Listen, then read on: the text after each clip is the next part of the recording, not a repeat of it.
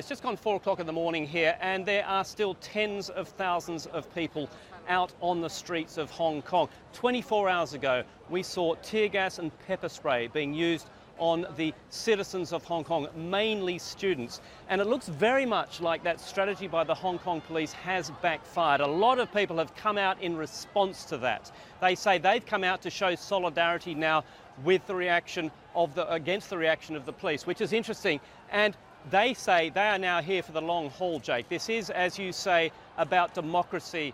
Fundamentally, they want the chance to choose their own candidates to elect for the next leader of Hong Kong.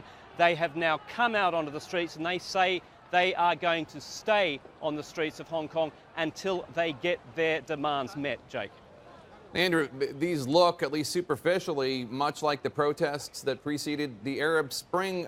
That's what it looks like from here. Does it feel that way to you on the ground?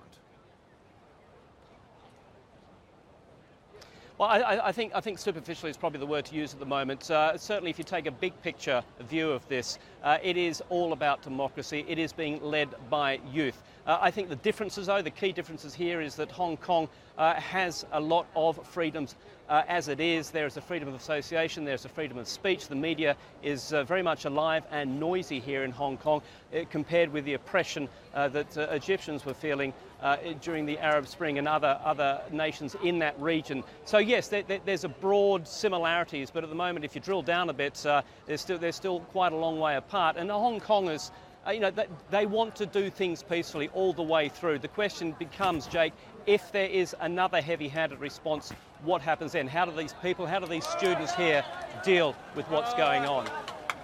All right, Andrew Stevens, stay safe. Thank you so much. Let's bring back our national security correspondent, Jim Sciutto. He spent 7 years in China and Hong Kong as a journalist, and also he spent a little bit of time at the U.S. Embassy in Beijing, so he's very familiar not only with China's promises, but Hong Kong's expectations.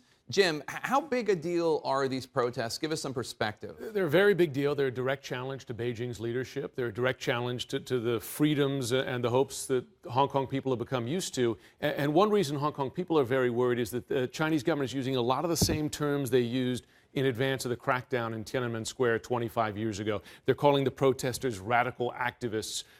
They are blaming hostile foreign forces for organizing this. They've even singled out a 17-year-old student leader, saying that he has ties to the American government and the black hand behind the protests. It all sounds very Maoist. And I was there in Hong Kong in 1997 during the handover to Chinese rule, and I know that the Hong Kong people, they truly value the freedoms that they have there, but they're also very worried about what Beijing is capable of.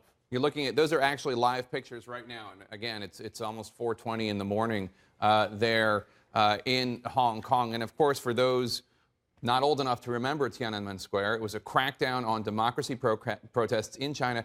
And ultimately, the Chinese rolled in the tanks and soldiers, and hundreds were killed, including students from the university. Do you fear that happening here in Hong Kong? It's hard to say. It is a different government than it was 25 years ago. It's more worldly. It's got a more interconnected economy with the world, that kind of thing. That said, it is no less a repressive government. They still jail dissidents. They still control social media, the news media. One thing you notice, you talk to people in China, Chinese news media is not covering these protests right now. You could talk to people walking the streets of Beijing. They might not even know that this is going on unless they learn about it on the internet or elsewhere.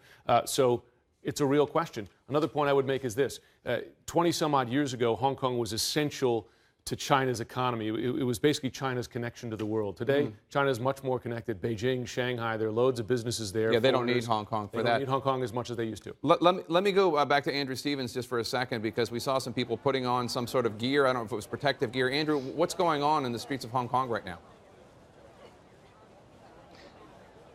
Yeah, that's right. Just in the last 5 minutes or so, suddenly everybody who was sort of taking quite relaxed here, lying down, catching some sleep, suddenly jumping up and putting on, as you see, these plastic coats. There's a lot of very, very rudimentary protective gear here, cling film, eye masks, and also these plastic bags. What we're hearing, Jake, is that the police may be coming down from the direction the camera is pointing, coming down to clear out the crowd. Now, this is not uncommon. We get this a lot. And suddenly the crowd comes alive, stands around, prepares for perhaps more tear gas, perhaps more pepper spray. Nothing happens. And certainly the police in the past 24 hours since the use first of that pepper spray have been very clear in calling for calm, and it has been calm. There's been absolutely no suggestion of any violence in the past 24 hours. All sides are saying keep it peaceful. So what we're seeing here is not unusual. There'll suddenly be a ripple through the crowd. People will be checking out to seeing what's happening up in that direction. I mean, we can't see anything. It's perhaps in another 10 minutes it'll go back to as it was before. But it really is. It gives you an idea of just how sensitive people are here and just how big a issue, how big a problem this is becoming for the Hong Kong government. This is the last thing they want. Beijing and the Hong Kong government are lockstep about this. They both say this is an illegal gathering. But what they don't want is the images that we saw 24 hours ago of pepper spray, of tear gas being used on Hong Kong residents, on students. So they are, at this stage, as we understand it, going an extra mile just to keep the peace. But no compromise way out of this at the moment, because it's very clear that the demonstrators here say they will stay here until they get their demands met, which is A, the resignation of the current leader of Hong Kong, and B, a change in the political system which will allow them to choose their own candidates for the next leader. Beijing says this is an illegal gathering. The chances of Beijing changing its mind politically, bowing to the demands of a street protest, highly, highly unlikely, Jake.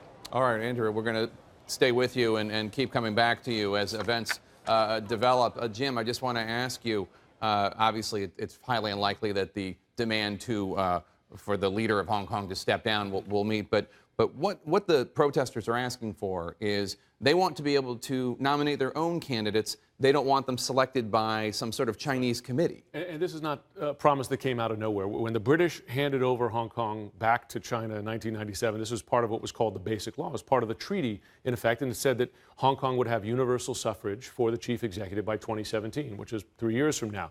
As that date has come closer, people have wondered, will China fulfill that promise? And the way they've gotten around it is say, okay, you can have universal suffrage, but we're going to pick the candidates for you. And so something like 100 very powerful pro-Beijing politicians are going to pick the candidates so that, in effect, that's not really an open election. No, it's not democracy. That's what they're protesting. It's not anything close to democracy.